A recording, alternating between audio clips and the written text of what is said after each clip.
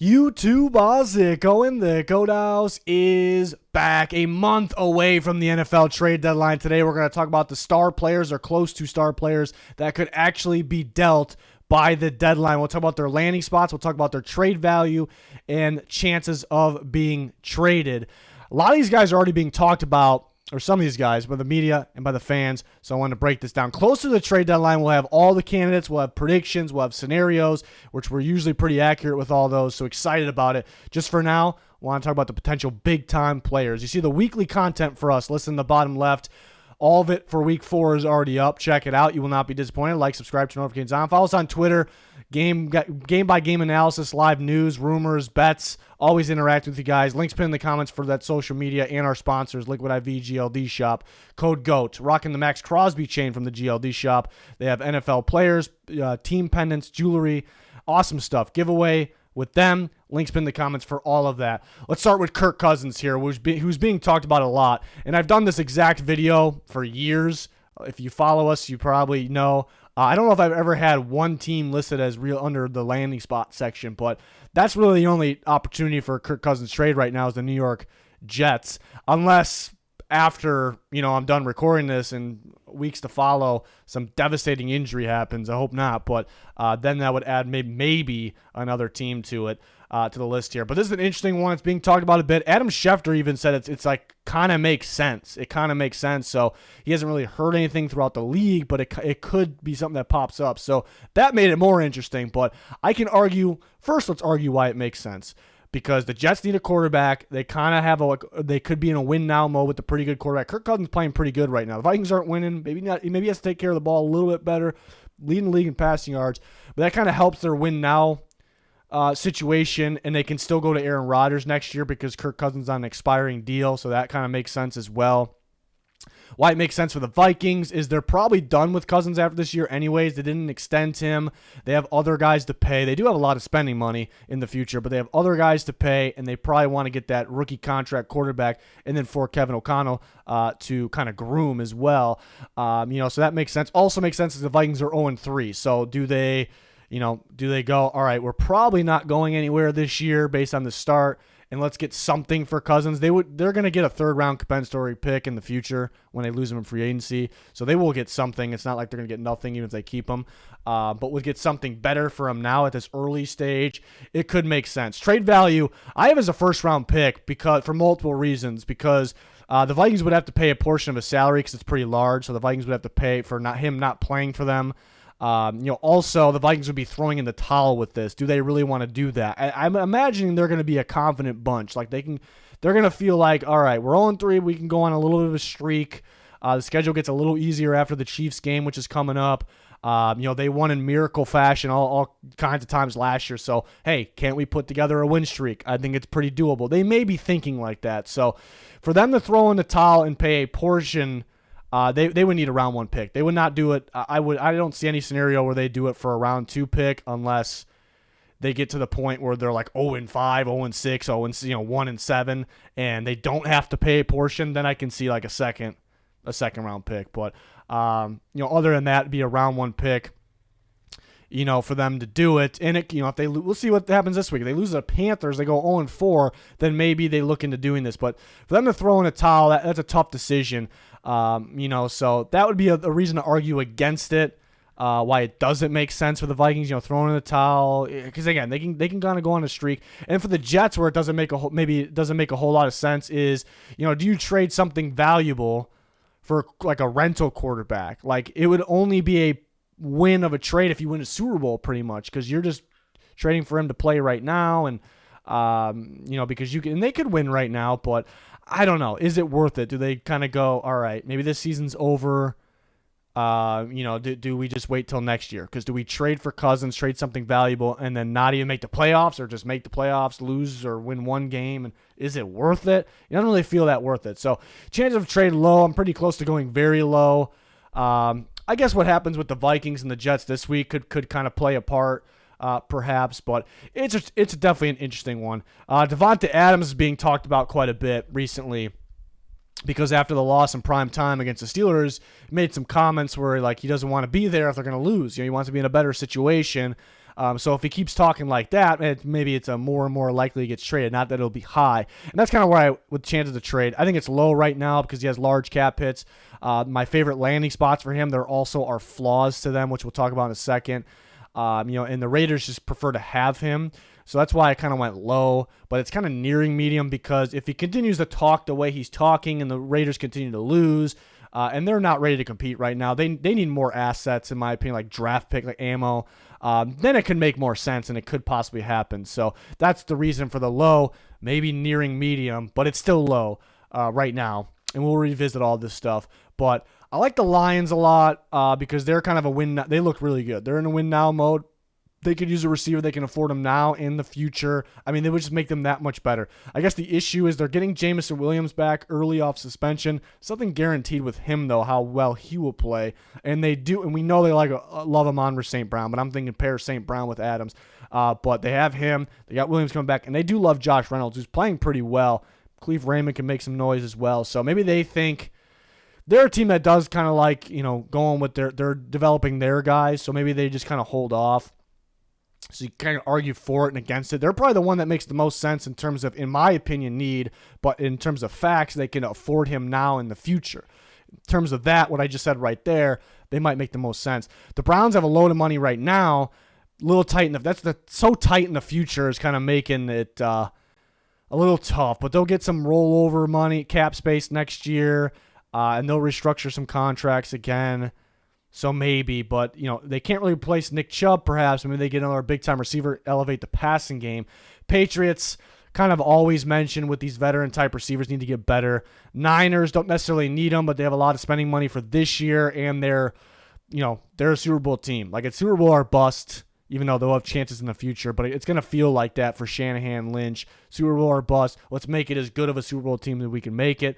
The Jets have spending money, but it would be kind of weird because it would kind of be for, let's get him now, let's stash him for next year for Aaron Rodgers, which Adams would be down for it. But it'd be kind of an interesting move for the Jets. And the Giants, who desperately need a receiver, they're thin on cap space now.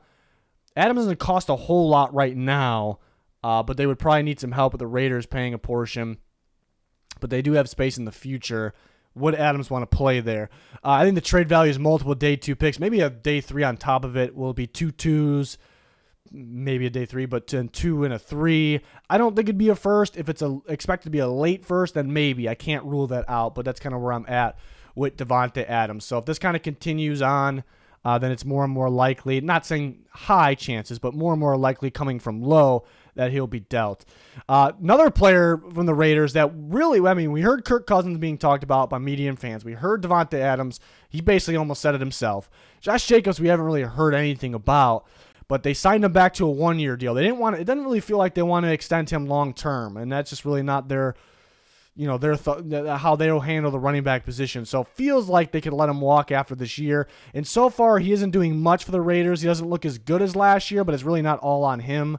They haven't really been able to get him going much, but he's still a very good back, and he's on I like the contract. It's not going to be crazy expensive for a team this year. And it's a 1-year deal. You're not locked in long term. He's not we'll talk about Jonathan Taylor, but Jonathan Taylor wants to go somewhere and immediately get a big extension. For Jacobs, you get almost as talented a back, based off recent years, he's played, so he's maybe more talented, you could argue. You're not locked into anything. It's somewhat of a decent deal this year.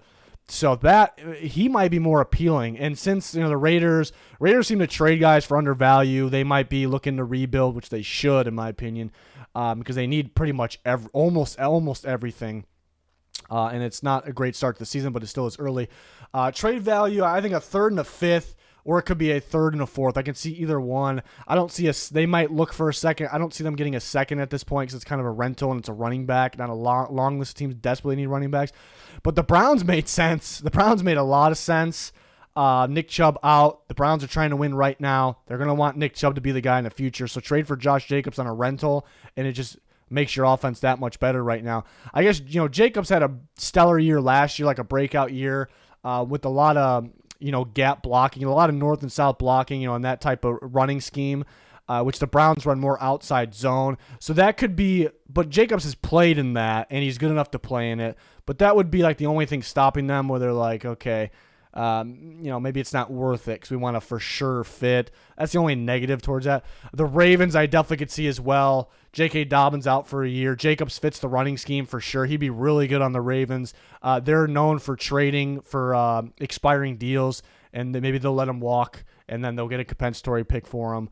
They're just so you get a pretty durable running back here. That could help elevate your offense a bit, and it's not going to be overly expensive because they don't want to invest a ton in the running back position. They like the running back, their running backs, but they don't want to invest a ton, and this wouldn't be investing a ton here. The Panthers could use a back. Miles Sanders hasn't really looked too great, but they're kind of in rebuild, so they might stick to that. The more I just said that out loud, the Panthers probably won't trade for a running back. The Packers. Aaron Jones has the injury concern, and then A.J. Dillon looks like he's not good anymore, or was he ever really that good? And then, this is like a glorified, way better version of A.J. Dillon. And they were in on Jonathan Taylor, so do you just add Jacobs to Aaron Jones possibly, who has the durability issues? Do you move on from Aaron Jones? And the Buccaneers, I'd actually go Ravens, Browns, Bucks are probably the most likely. I do like the scheme fit with the Bucks, and they want to make Baker's job easier. Getting a better running back could make sense, and they can kind of keep him around long term. So I really like the Ravens, Browns, and Bucks the most.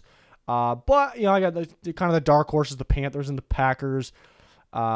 Maybe a couple other teams in there, but I put chances to trade medium. Like the other guys are being talked about more. I have them low. This guy's being talked about less. I think it's a possibility. If the Raiders are going to throw in the towel and they don't want to extend a running back long term and they know they can't come to an agreement with him, trade him now, get something. I think you get 2 picks out of it. It makes a lot of sense. And there's the Ravens and the Browns and the Buccaneers, I really like those teams for Josh Jacobs. It makes a lot of sense for those teams. I think the Ravens is the most likely. It's kind of a Ravens move right here, so I'd watch out for that. And talking about Jonathan Taylor, see some similar teams, but you bring up Miami because they were so linked to Jonathan Taylor before the season. I think it's a good amount. It's a lot less likely that they trade, they'll be invested in that, linked to it now because how well Mostert's playing. They got CHINN getting going. They'll get Jeff Wilson back. So I'm not expecting Miami. I think I pretty much have to list them here because how much involved they were in possibly trading for Taylor at one point. And there is some injury concern with Mostert. Wilson's already injured, but he'll be back.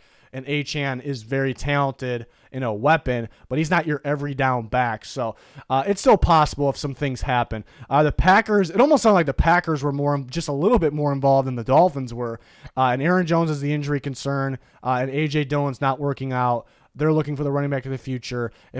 I think the issue is trying to flip one of those running backs. Aaron Jones with that contract, I don't think the Colts want that, even though Aaron Jones is a hell of a ball player. I don't think they want that contract. They don't want to pay Taylor that, so why would they pay Aaron Jones even a little bit less? Then A.J. Dillon's not super valuable or that impressive right now. So I think they could get him in the trade, but they would still need appropriate value. The Panthers, because Frank Reich's there and they can use improvements. I like the Rams as a fit. They moved on from Cam Akers. Kyron Williams looks pretty good. Maybe as more of a goal line guy, perhaps, which is weird because he's on the smaller side, but that's how he looks like. And they'll probably continue to go with him. But I like the fit with Taylor. And we'll throw the Bucks in there as well. I think Green Bay is kind of the main one we look at here. But if they can't move on from Jones, having Jones and Taylor in there with the contract on Jones and the big contract you'll have to give Taylor, that's a little odd. So values a second and a fourth. I don't know if that was even being offered to them before. So could it be a second and a fifth possibility? Medium chance of trade because I would like him on the Colts, though, because the Colts look better than expected because their coaching staff, the running scheme looks really good, just the system. So Taylor would be really good. And we actually said that going into the year because a couple years ago when they had Wentz, they ran a lot of RPO, kind of those types of runs, and Taylor feasted off that. And then last year they kind of went back to their old ways, a lot more outside zone, which he's good at. But he was better in the previous system, which they're, same coach, but they ran different style runs. So I think he would run wild if he was healthy in the Shane Steichen offense here. So, but it still sounds like he doesn't want to play for the Colts. So then they kind of, that situation's kind of just done. I mean, the two of them together is kind of just done. So medium chances to trade. I think the value is kind of the Colts and another team agreeing on value is kind of what's stopping it there potentially. Budda Baker was mentioned a bit before the season. He's mentioned him recently as well. He's out right now, and the Cardinals are kind of in rebuild. They're kind of looking a little better than expected. They played well without him last week as well. Maybe you just continue on with the rebuild, shed some money, a guy they may lose eventually in free agency anyways, and just have Gannon find his guy with more money and more draft picks for the safety position. But even looking at the Eagles, they weren't like stacked at safety last year, unless you count Chauncey Gardner-Johnson, who played a bit of everywhere, though, like the slot.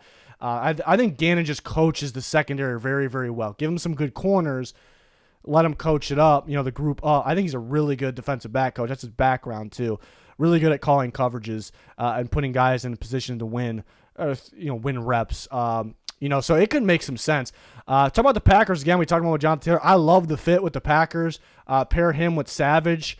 I like that a lot because Budda Baker can play free. He can play strong. He can play slot. Savage is like a free safety that can also play in the slot. Savage, kind of play. Jimmy Ward's been around for a little bit. He was in his career either a free safety or a slot guy, which is kind of weird because sometimes like those safeties that play in the slot, they're usually strong safety or slot. So, so I like how they complement each other. Like, Savage can play free, Budda can be in the slot or strong safety. Budda Baker can be free, Savage can be in the slot. Remember they don't have Amos anymore. They lost him this offseason. I think he fits in terms of the coverages like they like to run as well. Jacksonville, fits in terms of what coverages they run, which Budda Baker can run a variety of things, but he can help them at either safety spot or in the slot. So I do like those fits. The Eagles could definitely use a safety. I think in terms of everything like scheme fit, money, need, the Packers and Jags make the most sense. The Eagles kind of need, and they're not afraid to get better. So I think those are the top three, clear cut top three right there, probably in that order. Then I throw the Vikings in there. They've been using a lot of safeties, quite a bit, which is weird that even more strange they're not using Lewis Cine. So that looks like a miss. But they've been using a lot of safeties, and the only decent one is Harrison Smith right now.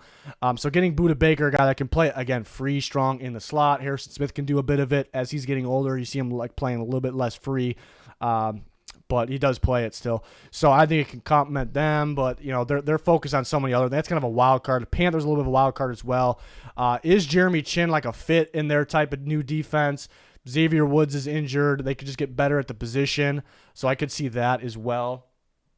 Trade value, round 2, maybe that's kind of his value was before the season. Is it dropping a little bit because he's injured and they might just be, are the Cardinals having a fire sale? We'll see. Maybe a third and a fourth. Could it just be a third and a steal for a team? I don't imagine that. Maybe a third and a fifth, third and a fourth and a sixth or a seventh, somewhere around that range. Something kind of like equivalent to a round 2. And it might not actually be a round 2. It could be. I think he's kind of worth it. The issue is, he's hurt, and you have to kind of turn around and give him a pretty decent contract.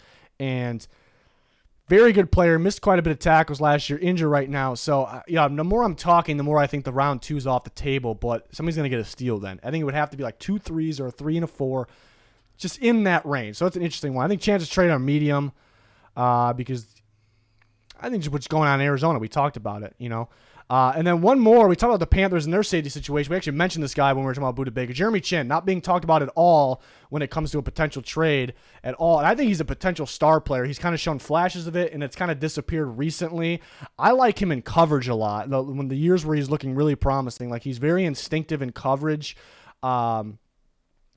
But he is a guy, and people are like, he can be a linebacker. He can play in the box. He's not really a linebacker, though. He's an athletic freak that can read quarterbacks and get downhill and make a play. This guy is a safety to me.